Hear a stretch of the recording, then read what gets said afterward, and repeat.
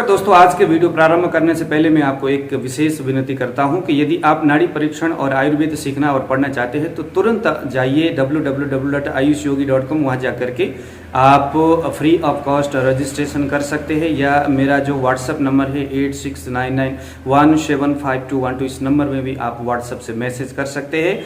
कल से हमारे यहाँ क्लास शुरू हुआ है, 2 दिन का डेमो था, कल एक और आज एक डेमो क्लास है। उसके बाद जो पेड स्टूडेंट है वही आगे बढ़ पाएंगे। तो आज हम सीखेंगे कि जो नाड़ी परीक्षण है उसके संदर्भ में रक्त धातु का परीक्षण करते वक्त आपको रक्त धातु के उस एरिया में आपको स्पाइक दिखाई दिया, लेकिन आप कंफ्यूज हो कि यार ये जो स्पाइक तो है मगर इसकी क्वालिटी समझ में नहीं आ रही है। यह जो क्वालिटी है रक्त धातु में वायु का है, पित्त का है या कफ का है।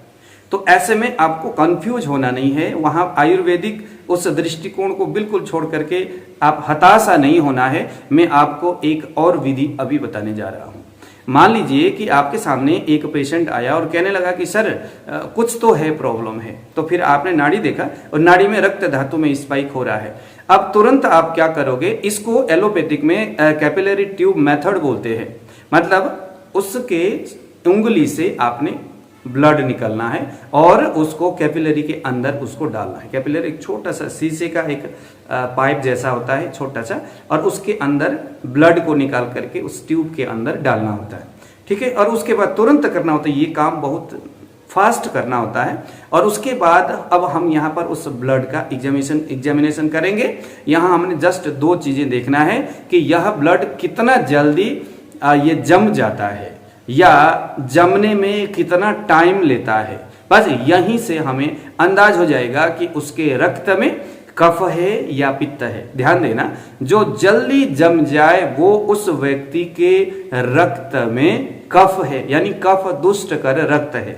अगर जमने में देरी हो, बहुत समय से के बाद भी बिल्कुल नहीं जम पा रहा है या बहुत पीछे जम रहा है, इसका मतलब है रक्त दुष्टिकर पित्त दुष्टिकर ये इसका रक्त है, यानी कि इसके रक्त में पित्त दोष है। अगर टॉक्सिन है तो वो पित्त से पित्त रूपी जो अजीर्ण जो आम है, जो पित्त के साथ है ना, जैसे अम्ल रस जो है वो आम है पित्त का, तो वो उस रक्त में है। अगर कफ है तो लवण रस वाला जो आम है, जो टॉक्सिन है, वो उसके कफ में है। ये दोनों ही आम की क्वालिटी। तो इसका जो टाइम है, जैसे आपने ब्लड निकाला और उसके बाद आपने एक बार उसको क्रैक करना है।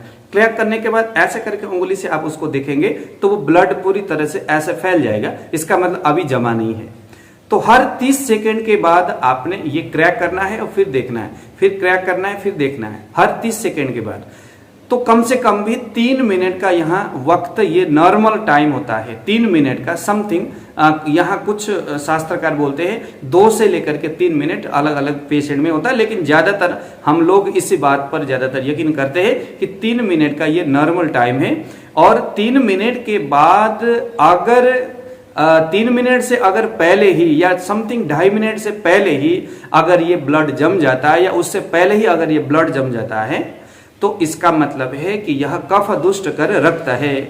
अगर इस लगा लो 3 मिनट के बाद भी अगर ये जम नहीं रहा है, तोड़ने पर, वो क्रैक करने पर, उस कैपिलरी को तोड़ने पर वो ब्लड फैल रहा है, नहीं तो वो कैपिलरी जब आप तोड़ते हो तो एक रेसा जैसा वहां पर बनता है। वो रेसा बनने का मतलब है वो बिल्कुल ब्लड जम गया। रेसा नहीं बन रहा है, आसानी से वो क्रैक हो रहा है और ऐसा करके इसको रगड़ने पर यहाँ ब्लड आपको फैलता हुआ महसूस होता है। इसका मतलब अभी ब्लड जमा नहीं है। तो मैंने फिर बता दूं आपको, जो जल्दी ब्लड जम जाए वो कफ दुष्टकर है, उसके अपना लिमिटेड जो टाइम है उससे पहले। अगर उसके बाद बहुत देर बाद अगर ये लगा लो 5 मिनट के बाद जम रहा है, समथिंग 4-4.5 मिनट के बाद जम रहा है, तो जितना देरी से जमेगा उतना पित्त को दुष्य है ऐसा समझना चाहिए। जितना जल्दी जमेगा उतना कफ दुष्यकर है ऐसा समझना चाहिए। ध्यान देना, जल्दी जम जाए, जितना जल्दी जमेगा उतना ज्यादा कफ की दुष्टि है, जितना देरी से जमे उतना ज्यादा पित्त के, क्योंकि पित्त का जो स्थिति है वो उष्ण प्रकृति वाला होता है, इसलिए वो कफ को वहां जमने नहीं देता। बस हो गया। कफ में अगर आपको वो बहुत देरी से जम रहा है या बिल्कुल नहीं जम रहा है, इसका मतलब है उसके रक्त में पित्त है। अगर जल्दी जम रहा है तो उसके रक्त में कफ है।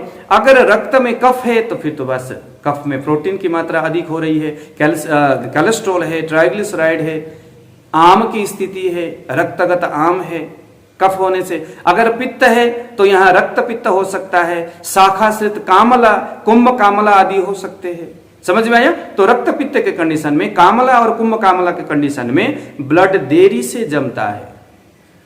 और अगर आम है, रक्तगत आम है, कोलेस्ट्रॉल है, ट्राइग्लिसराइड है, ऐसे कुछ कंडीशन है, या आम की स्थिति रक्तगत आम है, तो वहां पर क्या होगा, वो बहुत जल्द जम जाता है। तो बस हो गया, आपने रक्त को नाड़ी से देखा और यहां से आपको ऐसा कुछ, ये दोनों चीजें करिए। और उसके साथ साथ अगर आप मेडिकल एस्ट्रोलॉजी भी अगर आपने सीखा हुआ है तो 3 चीज आपके सामने आ गया। रक्त में कौन कौन है, जैसे चंद्रमा जो है वो रक्त को प्रभावित करने वाला ग्रह है। अगर चंद्रमा के साथ राहु है, चंद्रमा, क्योंकि राहु जो होता है बहुत जल्दी चीजों को, क्योंकि वो शुष्क, जैसे शनि है चंद्रमा के साथ, तो उसके है ना नेगेटिव प्रभाव है, चंद्रमा भी कमजोर है और शनि नेगेटिव होकर के ट्रांजैक्शन में या किसी हालत में चंद्रमा को देख रहा है वो, तो ऐसे कंडीशन में यहां पर रक्त में कफ है, ऐसा समझना चाहिए। अगर चंद्रमा के साथ सूर्य, मंगल, इस तरह के है ना पित्त को, दोष को उत्पन्न करने वाले इस तरह के अगर ग्रह है,